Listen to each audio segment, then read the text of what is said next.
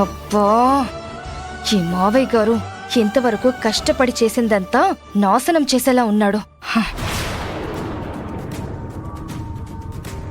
మావయ్య గారు, మీరు అభి రాహుల్ కోసం ఏదో పెద్ద త్యాగాలు చేసిందనే ఆలోచిస్తున్నారు. కానీ తను మీకెవ్వరికీ తెలియకుండా ఈ కుటుంబాన్ని విడదీయడానికి ఎన్నో రకాల ప్రయత్నాలు చేసింది.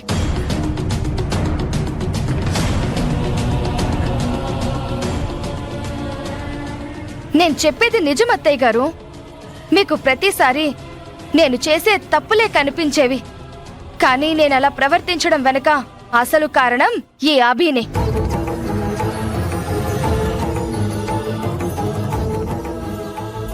తనే నన్ను ఏదో ఒక మాటని రెచ్చగొట్టేది. దాంతో నేను కోప్పడేదాన్ని. ఇదంతా మీకు తెలియక మీరు నన్ను కోప్పడేవారు. అక్క, మీరెందుకు అబద్ధం చెప్తున్నారు? నీ గురించి అబద్ధాలు చెప్పడానికి నాకు అవసరమేంటి?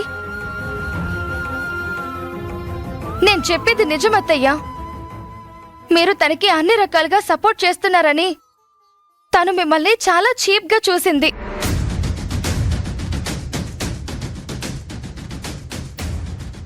నేనైనా ఎదురు తిరిగి గొడవ పడేదాన్ని. పాపం ఐరేంద్రి అయితే అభి చేసే అవమానాలన్నింటినీ మౌనంగా భరిస్తూ నరకం అనుభవించింది.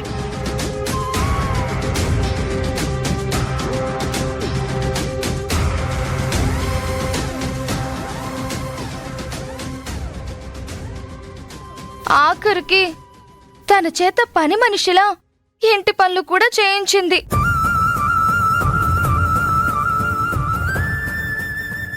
ఇంత చేసినా మీరు బాధపడకూడదని మీ ఆరోగ్యం గురించి ఆలోచించి ఐరేంద్రి మౌనంగా ఉండిపోయింది.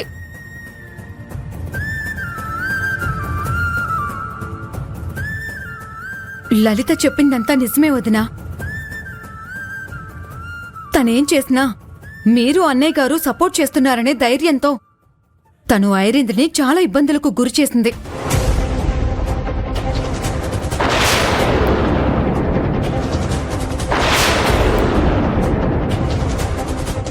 తనతో అన్ని పనులు చేయించడమే కాకుండా వార్నింగులు కూడా ఇచ్చింది. నేనే స్వయంగా చూశాను.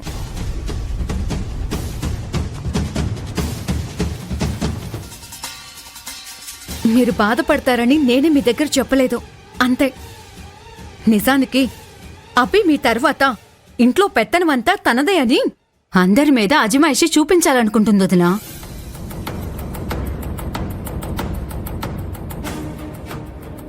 అది మీరు గుర్తించలేదు. అవును పెద్దమ్మా, అభి ఇంకా చాలా చేసింది.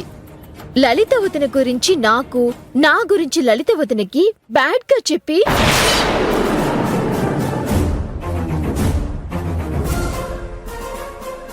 మా ఇద్దరి మధ్య గొడవలు పెట్టాలని చూసింది. అంతెందుకు, రాజీవ్ అన్నయ్య బిజినెస్ చేస్తుంటే మీ ఆయనతో కూడా వేరుగా బిజినెస్ ఏర్పాటు చేయించుకొని నా దగ్గరకొచ్చి చెప్పింది.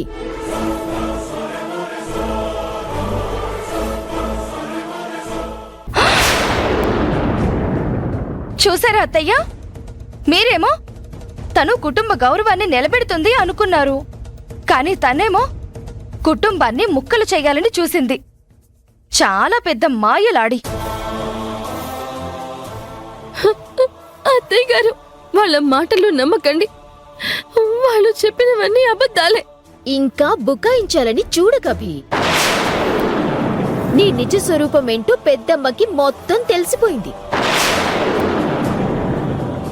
ఇంక నీ అబద్ధాలు, మోసాలు చెల్లవు.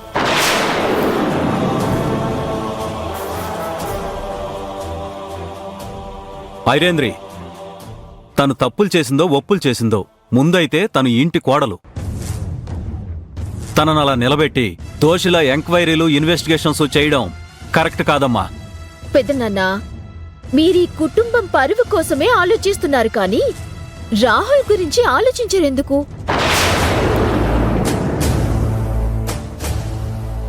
తనెంత మానసిక క్షోభను అనుభవిస్తున్నాడో కొంచెమైనా అర్థం చేసుకోండి.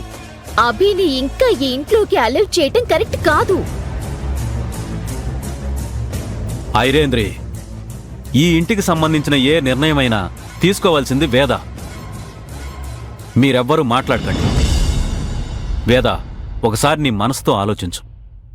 ఇంకా ఆలోచించడానికి ఏం లేదండి. తన వినయ విధేయతలు కలుపుగోలుతనం చూసి నా తర్వాత కుటుంబాన్ని ఐకమత్యంగా కాపాడే విలువలు తనకున్నాయని నమ్మాను.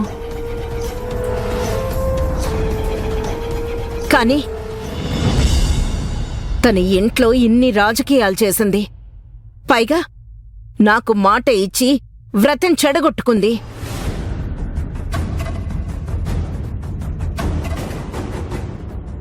అప్పుడే తన ఇంటి కోడలుగా ఉండే అర్హత కోల్పోయింది. వెళ్ళిపోమనండి.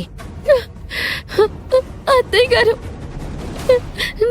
నాకు ఇంత పెద్ద శిక్ష విధించకండి. నన్నలా పిలవకు. వెళ్ళిపో.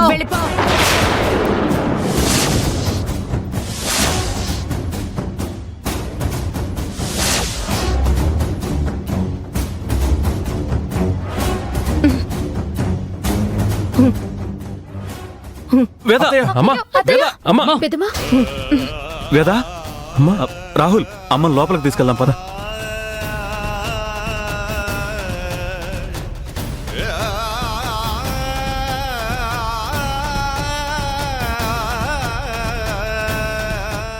నీ వల్లే అత్తయ్యకి ఇలా జరిగింది. నువ్వు ఈ ఇంటికి పట్టిన దరిద్రానివి. వెళ్ళిపో. అత్తయ్య, అత్తయ్య లేదు, గిత్తయ్య లేదు. ఇక్కడితో ఈ ఇంటికి నీకు రుణం తీరిపోయింది. ఇంకెప్పుడు ఇక్కడికి రావద్దు.